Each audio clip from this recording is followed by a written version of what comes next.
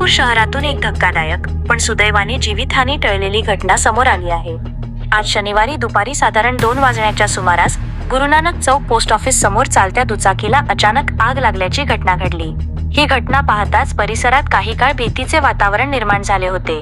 मिळालेल्या माहितीनुसार दुचाकी चालक नेहमीप्रमाणे आपल्या कामासाठी जात असताना अचानक गाडीमधून धूर निघू लागला आणि काही क्षणातच गाडीने पेट घेतला। चालकाने प्रसंगावधान राखत तात्काळ गाडी बाजूला लावली आणि स्वतःचा जीव वाचवला। स्थानिक नागरिकांनीही तत्काळ धाव घेत आग विझवण्याचा प्रयत्न केला।